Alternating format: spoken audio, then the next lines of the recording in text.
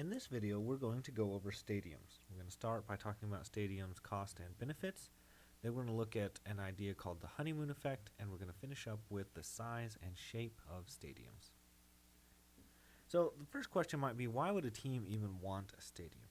In short, the answer is that new venues give teams very important benefits.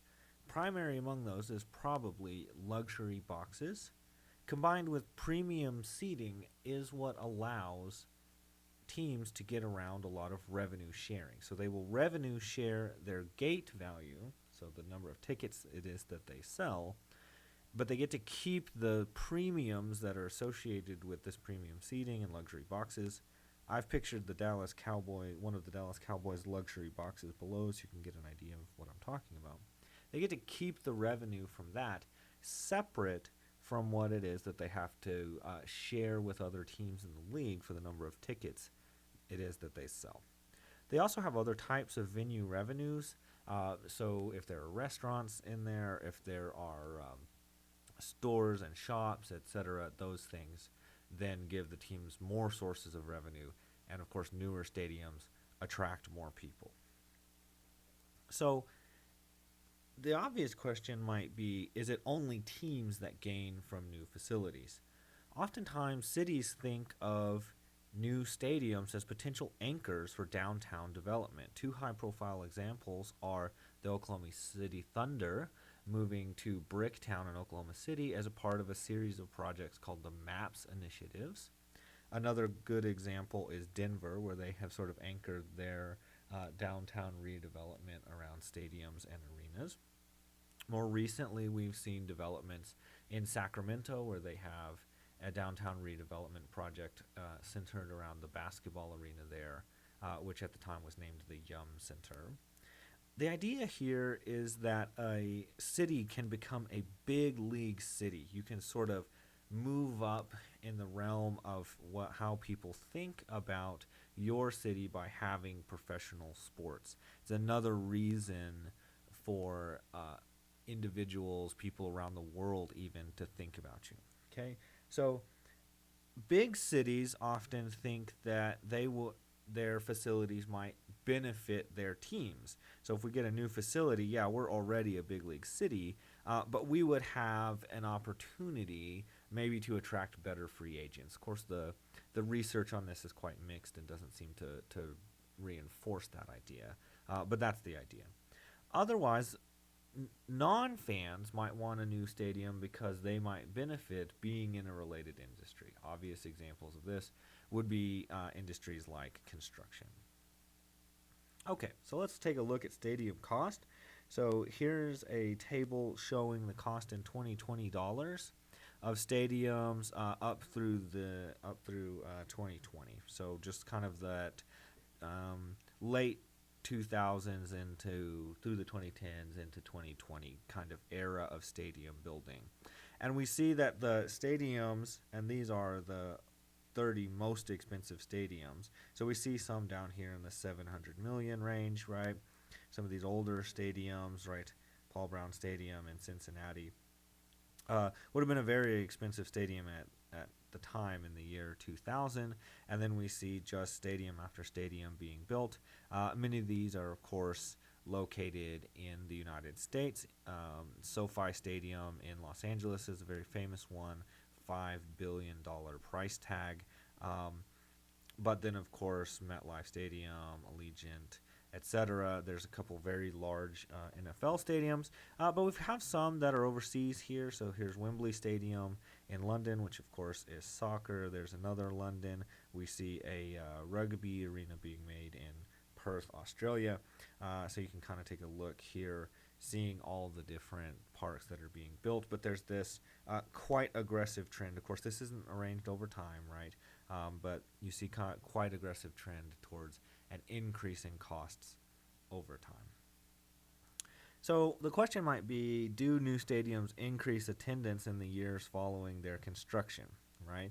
So the Orioles built a new stadium in 1992. The Indians built one in 94. They saw a 40% increase in their attendance. However, by 2011, attendance had fallen to half. Okay, so that's quite a long time, of course, just almost 20 years.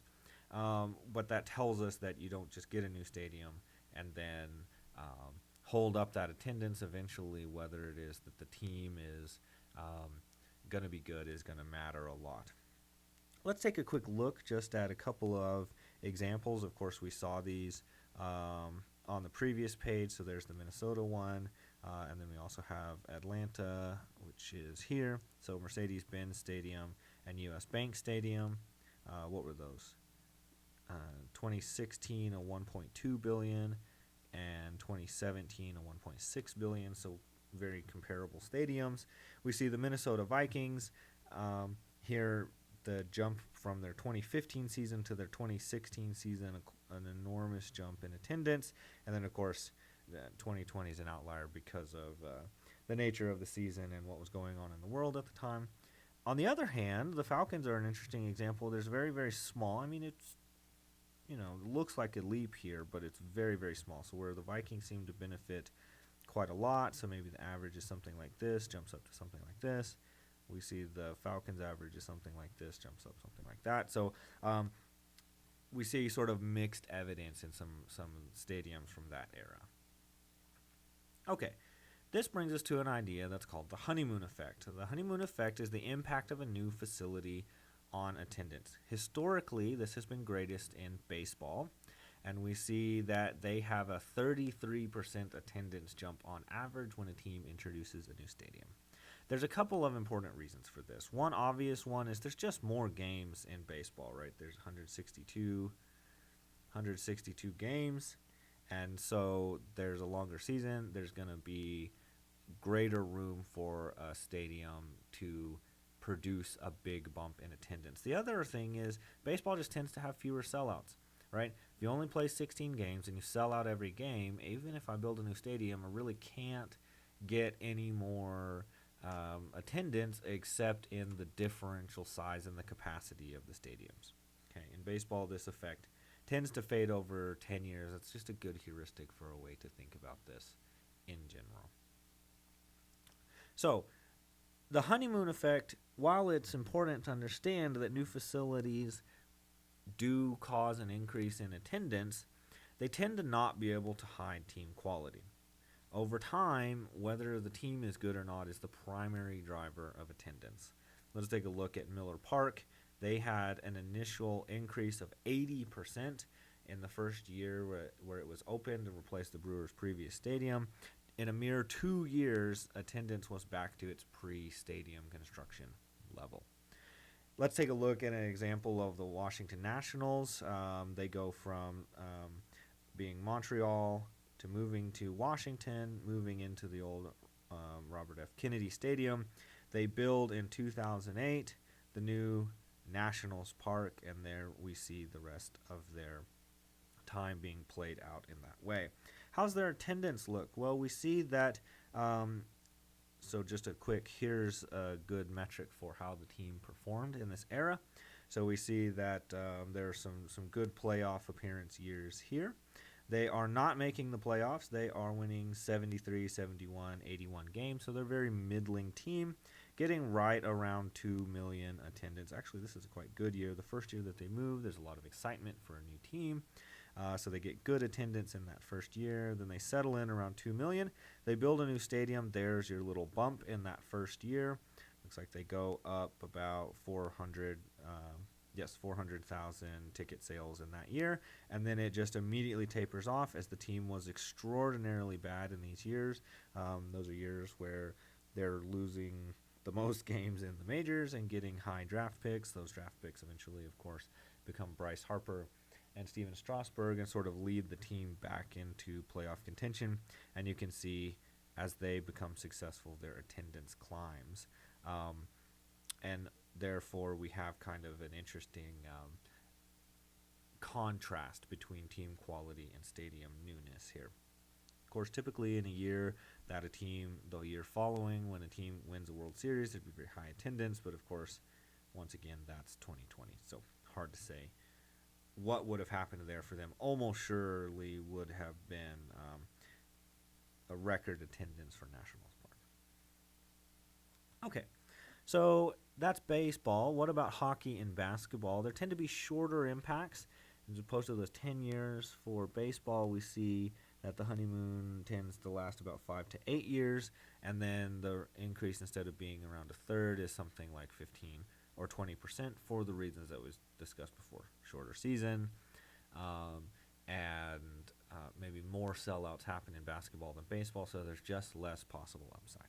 Okay, some stadiums are known for not even really increasing attendance. The New York Yankees drew 500,000 fewer tickets in 2008 versus 2009. Of course, Gates went up $100 million because of the ticket increase, right? So, yes, technically the attendance didn't increase, but the Yankees benefited. Of course, we can think of other reasons in 2008, 2009 that maybe attendance in baseball games wasn't so good. So, stadiums tend to charge ticket prices, but it's really the impact on luxury boxes and special seatings that teams value more, right? So you have the number of tickets it is that you sell, and then you have, of course, the luxury boxes are related to sort of the size and the luxury of that. And then, of course, these are moderated by price, right? So there's a lot of factors happening here that can make it difficult to exactly nail down what kind of benefit a team is getting from a new stadium, but there's lots of dimensions for that to possibly happen along. Okay, so among the leagues, it is in the NFL that luxury boxes matter the most, and this is because the revenue is shared. Luxury boxes are not shared and therefore become possibly the most important source of revenue for NFL teams, right? So NFL teams tend to average about 150 boxes in their stadiums. Of course, as new stadiums are built, that number goes up and up. This, for comparison, is 50% greater than sort of the smallest professional major American sport, which is the NHL. Okay. They tend to have 8,600 club seats. That's that premium seating or special seating that we were talking about before. That's different than the luxury box, which is the picture that I showed you at the beginning of the lecture. MLB, for example, is in second place with a mere half of this per stadium. So NFL team tends to have around 8,000 club seats on average, where the MLB teams tend to have around 4,000. So it's just a big gap from the NFL to the other teams, right? As stadiums get built, this reliance is growing, not decreasing, because of revenue sharing pressure. For example, in the 10-year span between 2001 and 2011, there was an average of a 29 bucks increase per team. So 150, that's an increase of 29 over the previous era. Now that we've talked about the honeymoon effect, sizing, and cost of stadiums, let's talk about sort of the shape, the size and shape of baseball and football stadiums. Okay, so we look back at one of the classic stadiums, which is the Astrodome. The Astros then go on and built Minute Maid. They went from 61% attendance to 83% attendance. Make this clear, this is attendance here, right? And that's because there is a much greater seating capacity in the Astrodome over Minute Maid. So yes, the attendance went up a little bit, so that's like a per game number there, so almost 1,500. Not a trivial number by any stretch, but it's really this big drop in the amount of seating in the Astrodome. Okay, so over time, baseball stadiums have gotten smaller. Football stadiums, on the other hand, have gotten bigger over time. And the reason for this, So let's talk very quickly about basketball and hockey. So baseball and football stadiums tend to change size and shape over time, while basketball and hockey have not. The reason is baseball and football stadiums used to be shared. And so at the time when they were sharing a stadium, they had to sort of be able to accommodate both sports. As they've separated over time, they've adapted to their individual sports in several ways. The size would be one measure, but also just specifically arranging the seating in a way that conforms to the way the sport is played. More on this in a moment. Okay, so what happened early on in the 1960s and 1980s, this sort of the original stadium design era, stadiums were very large, they were very circular, and they were built for multi-purpose. These were called cookie cutter stadiums. I guess not at the time, they wouldn't have been called that. But looking back, this is what economists call it, is cookie cutter stadiums. Their average capacity when configured for baseball was 53,000. When configured for football, 61,000. So here are a few of the classic ones here. So Veterans Stadium in Philadelphia, Three Rivers in Pittsburgh, Busch Stadium in St. Louis, and Fulton County Stadium in Atlanta. I also have listed Riverfront Stadium in Cincinnati. I cannot look at these and tell you which one's which off the top of my head, because there's 4 pictures and 5 stadiums listed here. 1, 2, 3, 4, 5. Okay, so but just gives you a sense. They're all very similar. This is why they're called cookie cutter. They just look really similar everywhere along the way. You can see they're very circular, right? And this stadium seating is just kind of arranged around and around, right? So in the 90s, stadiums begin to separate, and we see different stadiums being built. And we have an arrangement where now, here's an example of Angel Stadium, which was built in 1990, right? It drops on average by 10,000 in capacity, but the seating arrangement becomes more seating sort of along the baselines, a little bit less seating, but still seating out here. And you'll notice there isn't this big circular upper deck. That's not very instructive. Big circular upper deck that's happening out here. So it allows for a better view sort of when you're within the stadium.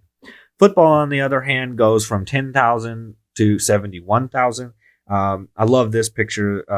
The new Mercedes-Benz Stadium that we talked about before was built right next to the old Georgia Dome. It's just a study in architectural styles, looking much more modern and new, and looking like a classic 90s stadium here. Of course, it looks larger, but the capacity is also greater. So the reason the stadiums were together, or the teams were together in the same stadiums, is that until the 60s, football teams were always tenants in baseball stadiums.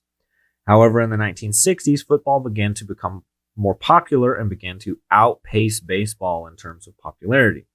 Municipalities then began to fund multi-purpose stadiums with a compromise on a number of seats. Therefore, the stadiums were too big for baseball, but too small for football at the time, because they were wanting to keep them together.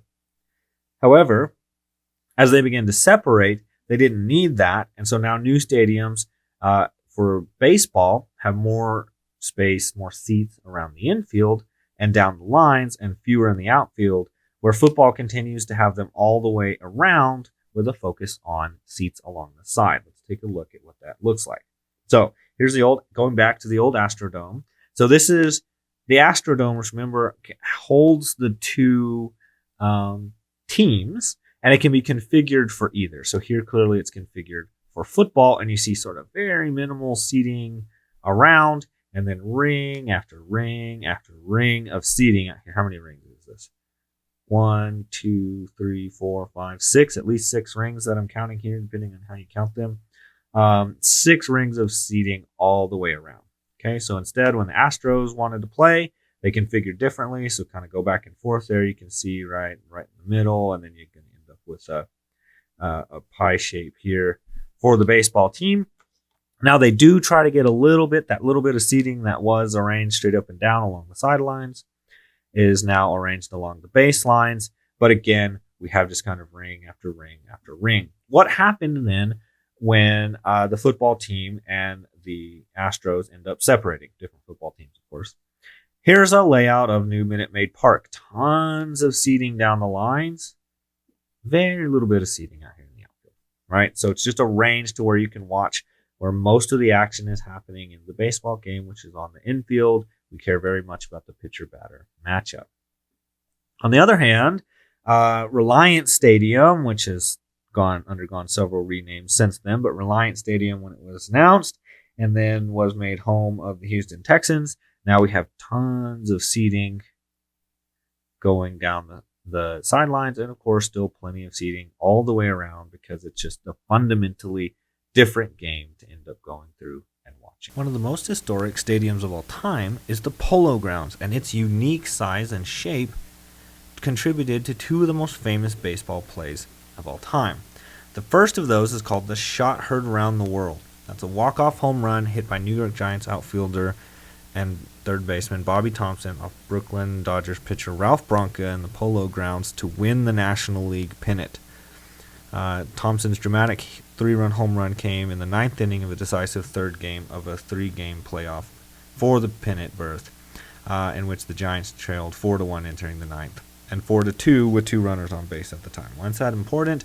Because it's extraordinarily rare for teams to hit home runs a walk-off, so that ends the game instantly because of the way baseball is played in turns, right?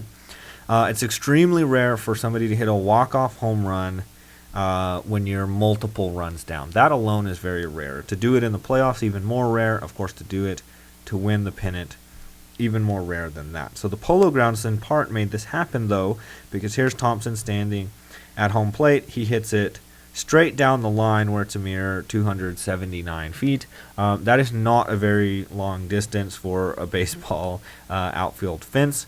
At the time, would have been a little bit more than it would now, but of course there are no fences that are anywhere near this short in current Major League stadiums. The other one was a play by Willie Mays called the catch. And here's a picture of Willie Mays making the catch straight over his head in the Polo Grounds. And if you look at a picture like this, looks like a nice play, but it pales in comparison to a modern play like Mike Trout making a home run robbing catch in Baltimore, maybe one of the greatest catches in the modern era, recent era of baseball among current players for sure. So why is it that this one is just so incredibly infamous? Well, this picture doesn't quite do the play justice because depending on where you think Mays was stationed, and Mays was notorious for playing in very close to try to take away little soft hits, because he knew he was so fast over his head, Mays is probably somewhere between being in pretty far, somewhere under 300 feet, but for sure no deeper than 400 feet. He runs straight back over his head towards the wall here, where the field is an enormous 450 feet or so deep in that part of the field. He then catches, turns, and makes the throw. So it's just the sheer distance, which is perhaps as much as, let's say, 150 feet that Mays had to cover. Whereas, of course, Trout's play is incredible in part for contending with the wall, but he wouldn't have run nearly as far. So let's finish up with the size and shape of stadiums with basketball and hockey, now that we've talked about baseball and football. Hockey, of course, is a long time rented from basketball, right? And these arenas that basketball teams tend to be in are multi-purpose stadiums. They tend not to constrain hockey and basketball, right? As a consequence, there's much less pressure to seek a separate stadium for an NHL team over an NBA team, and therefore over time there have been very small capacity changes. Okay. Currently, there are 11 basketball teams that share with 10 hockey teams, and those that have shared arenas only have an average of 1,000 fewer seats in capacity than hockey-only stadiums, right?